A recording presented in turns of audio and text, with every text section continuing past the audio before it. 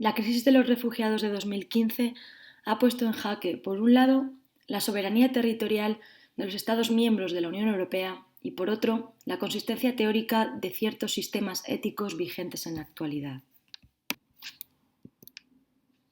A pesar de haber manifestado su postura en relación a la gestión europea de las migraciones en diversas ocasiones, lo cierto es que Habermas apenas trabaja el tema y se limita a esbozar vagas argumentaciones en lo referente a la inclusión del extranjero, lo que revela el posible agotamiento de su pensamiento, ineficaz en el abordaje teórico-práctico de la crisis de los refugiados. Cuando parece adentrarse en la problemática, la elude, sin embargo, ya que expone las condiciones para una integración multicultural de los inmigrantes, cuestión muy posterior a la de las condiciones de acogida.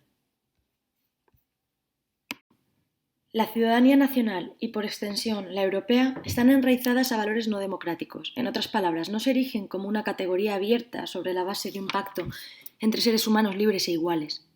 La Constitución española y el derecho de la Unión carecen de una auténtica naturaleza contractual y se hallan, por el contrario, vinculados a la exigencia de la pertenencia a la comunidad basada en el jus sanguinis. Al fin y al cabo, los Estados-nación, como la Unión Europea, realizan una escisión estructural entre los herederos de la comunidad y los extranjeros, quienes optan a una ciudadanía parcial o fragmentada. Tal restricción opera con independencia de las aportaciones de los inmigrantes a la sociedad receptora como fuerza de trabajo e incluso de su situación de regularidad administrativa. Habermas distingue la pertenencia adscriptiva al Estado, involuntaria e irrenunciable, de aquella activa y voluntariamente adquirida, y en la inclusión del otro, afirma que el concepto de nación todavía asocia el demos al etnos, es decir, inscribe a sus miembros como ciudadanos de una comunidad jurídica en la medida en la que comparten ascendencia, cultura y destino. Sin un cuestionamiento previo de los límites de la soberanía territorial de los Estados, inscrita en un tejido económico globalizado y sin una fundamentación integral de sus implicaciones jurídicas, se abre paso a la injusticia y la irracionalidad de paradojas tales como el refuerzo fronterizo en un contexto de mercado abierto y libre comercio. Para entender lo antiliberal y discriminatorio de la soberanía territorial y, por ende, de la injerencia de mecanismos legales como la devolución de extranjeros en la dignidad humana, ha de ahondarse previamente en la categoría de ciudadanía como condición base de la adquisición de derechos. Para Nancy Fraser, la sociedad civil actual es una sociedad que rebasa las fronteras.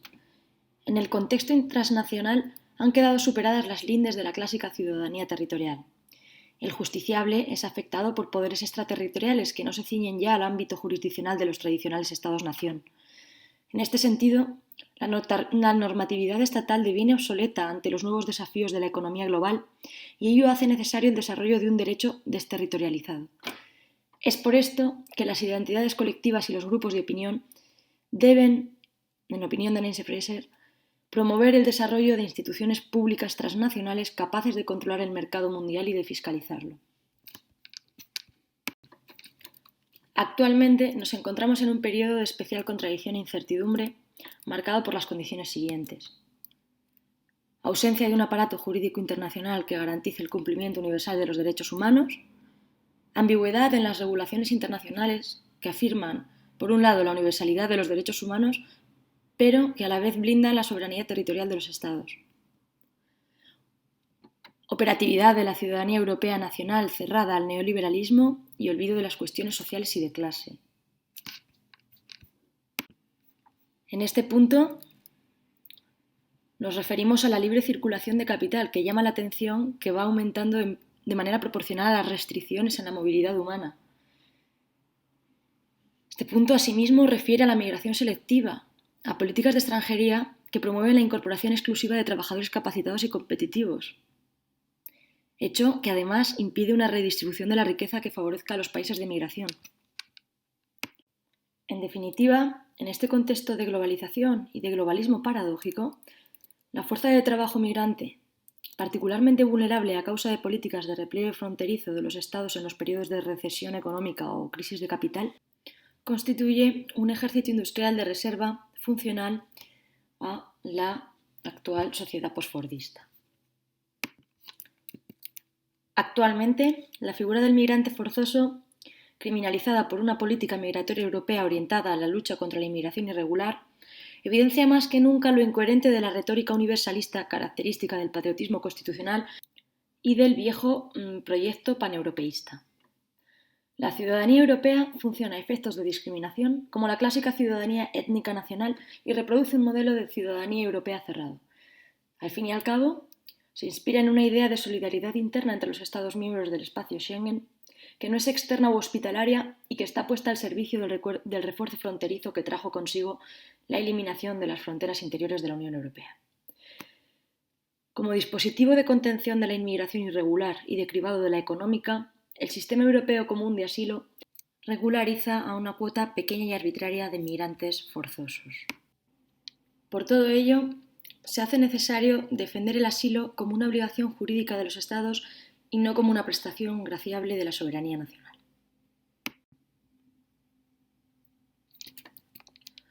Los derechos humanos tienen una relación directa con la ética y con las proposiciones normativas clásicas a las que se tuvo que dar una formulación jurídica específica. De cara a una fundamentación teórica de estas consignas universales, hay que ahondar en su vinculación con los sistemas filosóficos e investigar nuevas pautas interpretativas de los derechos humanos que hagan hincapié en la dimensión negativa de los mismos, es decir, en su reverso como deberes morales. Kant es el filósofo de la democracia y de la filosofía jurídica por excelencia. Su deontología ética engrana sujeto racional y sujeto moral. Habermas bebe del cognitivismo racionalista kantiano y, si bien comparte con Kant que la idea del bien nace del sujeto, sostiene que ésta debe someterse a reglas discursivas. En otras palabras, debemos poner en común las diferentes nociones del bien de cara a su validación formal universal. En este sentido, el debate determinaría a posteriori los contenidos morales y la ética se asentaría en la capacidad lingüística del ser humano.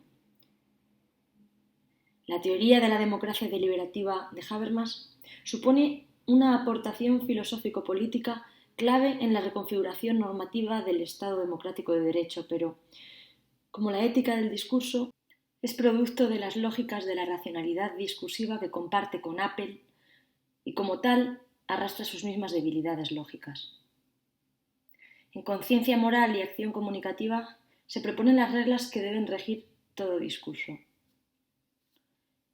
1. Todo sujeto capacidad de hablar y de actuar puede participar en la discusión. 2. Todos pueden cuestionar cualquier afirmación, introducir cualquier afirmación y manifestar sus posiciones, deseos y necesidades. 3. A ningún hablante puede impedírsele el uso de sus derechos reconocidos en las anteriores reglas. Estas normas son intrínsecas en la praxis comunicativa y asumen la premisa de que todas las personas son libres y están en posición de participar en un gran diálogo racional deliberativo. La refutación de Apple al escéptico y al cínico, que no pueden argumentar sin incurrir en una autocontradicción performativa, presupone un punto de partida equidistante entre los interlocutores y un marco de discusión utópico en el que el relativista y el cognitivista moral se hallan integrados desde un inicio y el cual es accesible a todo el que desee intervenir. No obstante, a partir de los valores democráticos europeos, destaca la exclusión, de hecho, de una parte del mundo que no dispone de la capacidad de participar en las discusiones. Muchas personas no están en situación de contribuir a la discusión o no pueden expresar los propios argumentos y pretensiones. Es decir, sucede una vulneración sistemática de las condiciones prediscursivas necesarias para el consenso ético global. La filosofía de la liberación de Dussel no versa tanto sobre la libertad como sobre la liberación. Este énfasis en el aspecto activo del término tiene su razón de ser en la evidencia fáctica de la pobreza y en la apremiante necesidad de acción en el sur frente al capitalismo global.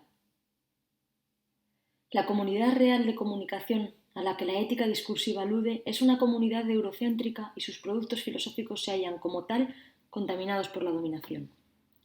En este contexto es en el que la consideración de una ética que se desmarque de la razón hegemónica y de la totalizadora naturaleza de la pragmática universal adquiere especial relevancia. Dussel antepone a cualquier otra característica la dignidad inherente a la persona trabajadora independientemente de su capacidad para comunicarse y en tanto que ser de humanidad previo al sujeto argumentante, yendo más allá de las premisas de la ética del discurso y pensando lo económico como lo trascendental a la pragmática. Lo económico precede a la pragmática y constituye el instrumento de consenso intersubjetivo. Al fin y al cabo, según Dussel, participar de una comunidad de productores o comunidad de vivientes es condición previa del sujeto argumentante. El ejercicio de la acción comunicativa solo es sensato, pues, cuando las condiciones para el diálogo se hallen suficientemente satisfechas en la comunidad de comunicación. Para el filósofo latinoamericano, puede hablarse de un agotamiento exhaustivo del principio de universalización de la ética del discurso. Y es que la debilidad de la ética discursiva de Habermas se extrae, además de por el hecho de la pobreza del tercer mundo, por la realidad de un primer mundo acuciado por la cuestión migratoria. Personalmente, Habermas se desmarca de cualquier intento de defender jurídicamente un derecho individual a emigrar y moralmente, como hemos visto, dice defender una política de inmigración flexible y abierta a la inclusión de los extranjeros, posición esta que resulta incongruente e imprecisa. En mi opinión, la importación de la crítica de Dussel a la ética del discurso y su traslado al contexto migratorio resulta especialmente relevante. No solo persisten las causas de la pobreza o de la migración, fenómenos que son correlativos, sino que con las herramientas del pensamiento habermasiano no se puede fundamentar moralmente un derecho humano a la inmigración. Una corresponsabilidad global ante los desequilibrios geopolíticos mundiales o una obligación de acogida o asilo por parte de los Estados y el consiguiente reconocimiento de los refugiados o de grandes masas de inmigración.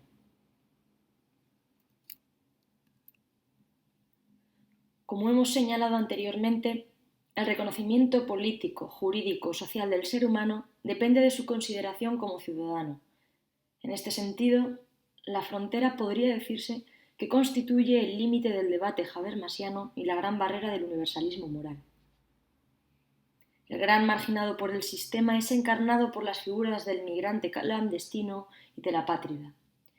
A este respecto, cabría afirmar que existe una incompatibilidad esencial entre la aceptación simultánea de los derechos humanos y de la noción de ciudadanía, ya que ésta, aunque se configure más o menos abiertamente y se desligue de la noción de frontera como confín, no pierde su naturaleza instrumental, la cual separa con mayor o menor grado de arbitrariedad el adentro del afuera. En el marco de los clásicos Estados-nación, los derechos inalienables del ser humano quedan vacíos de contenido porque su ejercicio y disfrute está unido al reconocimiento de la persona como ciudadana de un Estado. De esta forma, los derechos humanos, en tanto que subordinados a la condición ciudadana, revelan una contradicción que socava su arrogado cariz universalista. Como bien señaló Hannah Arendt, la identidad en la reducción de los derechos del hombre a los derechos del ciudadano priva a los no ciudadanos del derecho a tener derechos. De este modo, los derechos humanos solo tendrían razón de ser en el contexto de una ciudadanía auténticamente cosmopolita, caracterizada por un sistema jurídico global indiferente a lógicas excluyentes a nivel territorial o a formas políticas fronterizadas. Sin dejar de lado consideraciones culturalistas, comunitaristas y de la diferencia, lo cierto es que el desarrollo internacional de los derechos humanos y su implementación en el derecho positivo deben orientarse hacia una ampliación del corpus democrático más allá de las demarcaciones territoriales estatales o regionales. Así, hasta la consecución de un derecho que pierda su centralidad. En otras palabras, los derechos políticos individuales y la esfera pública han de expandirse en una incorporación gradual de los extranjeros. Ello exige, de modo provisional, favorecer el acceso a la ciudadanía nacional de refugiados y otros desplazados, es decir, la apuesta paulatina de la comunidad internacional por un derecho a pertenecer a una comunidad política con independencia de la procedencia y por el derecho a poder salir de ella sin caer en el desamparo. Sin embargo, a la elucubración y el afrontamiento teórico de un modelo de gobernanza coherente con la doctrina universalista de los derechos humanos, se interpone la urgente desesperación del inmigrante en el Mediterráneo. Es por ello que considero oportuno privilegiar el campo de estudio de la ética frente al de la teoría del derecho e incidir en fundamentaciones puramente filosóficas. Todo ello en aras de facilitar la redefinición de aquellas figuras legales, estatales o de ámbito interestatal, que sean primordiales para la adopción, extensión y salvaguardia de las condiciones de vida dignas en el marco de una justicia global. Desde mi punto de vista, el teórico de la justicia ha de orientarse hacia éticas materiales que hablen de un deber de responsabilidad para con el otro, en pos de proporcionar al internacionalismo jurídico un sustrato normativo capaz de ser postulado universalmente desde y para la realidad de nuestros días.